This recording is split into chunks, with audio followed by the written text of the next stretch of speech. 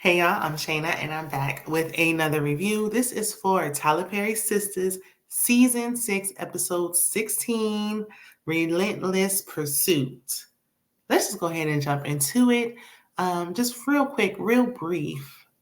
If you enjoyed this video, please check out my other content, okay? It's all free for you. And if you enjoy it, don't hesitate to subscribe. Please like the video. It will help me out in this crazy YouTube algorithm, okay? Us YouTubers need y'all help. We can't do it without y'all. So thank you in advance. Let's go ahead and jump into it. So we pick up where we left off last week. That's with Zach's baby mama, Heather, attempting to press charges on him. This whole thing was just, ugh. So the police officer realizes that Zach is the father of the child. The baby mama says that she has custody. And I'm like, this doesn't make any sense. There has to be a court order in place. Otherwise, I would think if y'all would naturally legally have joint custody until custody is established. But maybe because Zach isn't on a birth certificate because he didn't know about the child until like last week. Maybe that's why. I don't know. The whole thing just don't make sense. And the baby mama is mad that Zach wasn't arrested on the spot. Okay, girl, you want money. That's all you care about. You ain't gonna get no money if Zach is sitting in jail. Like, make it make sense. So Heather is calling the boy slow, and because he's like, well, the boy, is in harm's way, and he's still wearing diapers at 3. I could see if he was like still potty training, but it doesn't even look like they're attempting to potty train him. But her constantly calling the child slow is like really, I think it's like taking it too far. Like it's just, it gets you in those negative feels, okay? Zach, because she was like, I need to get paid. You can't have them. Because he was like, just let me have them and let me take care of them since you don't want them. She's like, nope. I'm talking to the girls down at the strip club where I work and I need to get paid. Zach was like, I'll give you the money. I just want to keep my son. And I feel like, let him, because you don't really want him. But she's like, nope. The girlies at my job told me not to sign nothing. I'm not signing anything. I'm going to court to try to get more. I'm trying to get more, trying to get more, trying to get more. Zach don't got no income coming in. So that money that he got is going to go so fast. Okay. Heather, she leaves and the police officer comes up to him. He apologizes. And the only thing he can suggest is that Zach take her to court. And Zach is like, that's going to take too long. Like, I want my son right now. You got to play the waiting game. You got to play the long game. All of it's unfair because it's like he didn't even know about his son. This is just thrown upon him. I feel like they need to take another DNA test, but that's neither here nor there. The whole thing is just crazy. So Tamara, she comes over to Hayden's place to get her things. Hayden sits her down and suggests that they try the marriage for 6 months like she wants because she want a payday, okay? But he mentions the post-nup, and I'm like, finally, something that makes sense. I've been talking about a post-nup for like 2 seasons now. She immediately gets defensive, of course, because she ain't trying to sign no papers. She's not there for love. And she's talking about how he don't trust her. Girl, you are a stranger. You ain't been with him. And then it's like, oh, I can't believe. No, he just met you. Girl. So his silly stuff falling for the okie doke. Of course, he like, fine, I trust you. Girl, take him to the cleaners at this point. If he wanna act oblivious and delulu, then girl, do what you do. Pam is with Karen in front of the shop trying to figure out repairs and things. Pam, who should be and said she would be looking for a new job. What happened? Pam, please get a new job, please.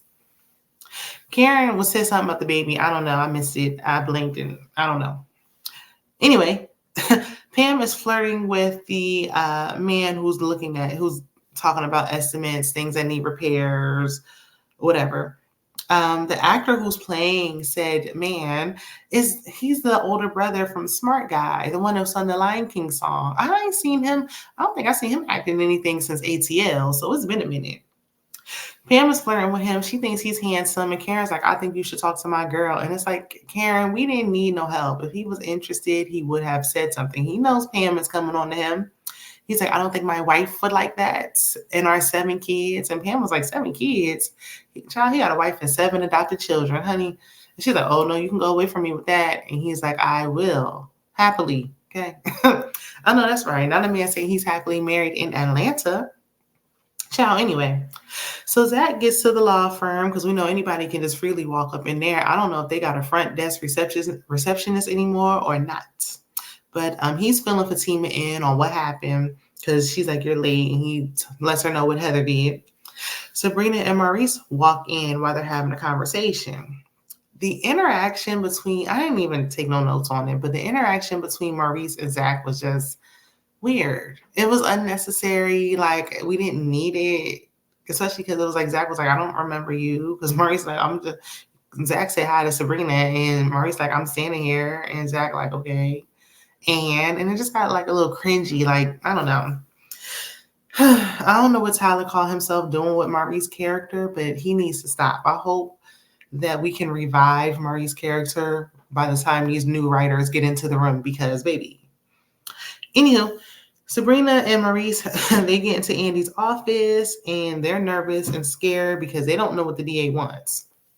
So Andy tells, because, Maurice is like, be this and be that.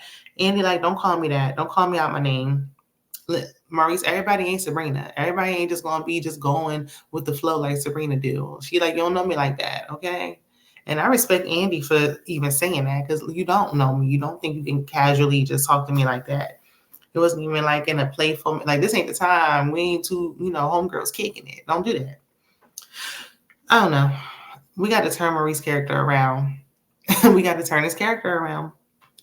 So Zach is in Fatima's office and Fatima, she thinking about what she want to do to Heather, but they decide to go they agree to go the legal route. Zach, Hayden walks by with his wife, and Fatima looking at Zach like, mind your business. It's not got nothing to do with us. I'm like, Fatima, why would you even care? You wanted her to get Hayden off your hands, and she's doing that. Like, Hayden ain't said a peep about Zach since she came into the picture. So who cares? Zach joked at Fatima. He's like, this is what you do all day? You just sit around? This is what you're doing? I mean, you're not doing any manual labor. Yeah, she's not doing manual labor, but me personally working in corporate and sitting at a computer, at a desk, looking at a computer screen all day, it's mentally draining and exhausting. And depending on what you're doing, it can take a lot out of you where it affects you physically and mentally. But he joking, and Fatima like, you ain't got no job, Tommy. Why don't you go fill out the application? And that's exactly what I was thinking. Ever since he came across this money, he ain't done nothing since. I thought he was trying to invest in things. I ain't seen him talking about that in a while. So Andy, Sabrina, and Maurice meet with the DA. The DA mentions Andy being a divorce attorney. So basically, Andy, why are you here? Which is what we're all wondering. But she's like, I'm filling in until they, find somebody to represent them. Maurice starts hollering as soon as they sit down, telling him, it was on me. It was on me. Take me away. Put the cuffs on my wrist, okay? And Andy is like, Maurice, please be quiet so we can hear what the DA actually wants before you start saying things like that. Like, hush. And the DA is like, yeah, you want to hear this. Please be quiet. Because Andy was like, if you're not going to be quiet, Maurice, I'm going to end the meeting. Do you want that? Like, you're going to have to leave the room. Got to talk to him like he's a small child, honey. So the DA tells them that because, first he asked Maurice, like, are you doing this to protect Sabrina? And Maurice admits that he is. And he was like, you don't have to because we're dropping the charges. And Maurice was like, but how Q had a deal? And, he lets them know that the deal was null and void, honey. He never signed off on that. And they have sufficient evidence so that he knows that they're innocent. He also says he's friends and knows that their former boss at the bank. So the boss will be calling them back about their jobs. So they'll be getting their jobs back. Thank goodness. That's the first thing I was worried about. I'm like, where are they going to work at after all this? So I'm glad that this is done away with. The DA was like, yeah, Maurice, you need to watch the company you keep. And he ain't saying nothing wrong. He do need to watch it. But I mean, we know Calvin played a part in that. But yeah, Maurice, he ain't had no business messing with him in the first place.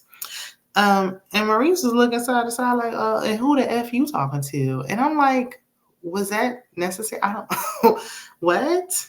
The DA was like, what? And it was like, don't worry about it. No, thank you. Have a good day.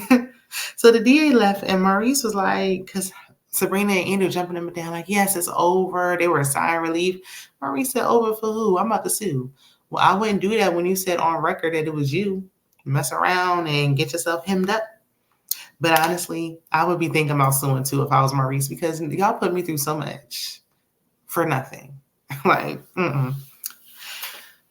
Whew. Who do we got next? Danny.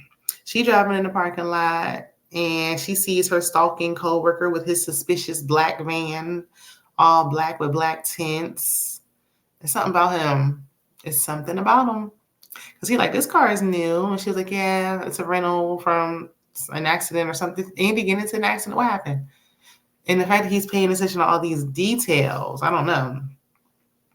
So Danny is flirting, and they're talking about how fun last night was when they were on the city bus, and the dinner plans for tonight. Danny mentions that she has another friend, so she's like, I got another friend. If you got another friend, we can be friends.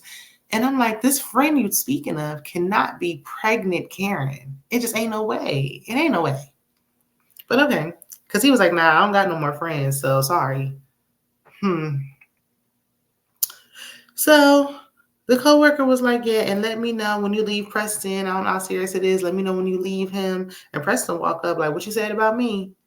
Child, I was not expecting that. But that's where the episode ends, on a cliffhanger. So they're going to get more into it next week.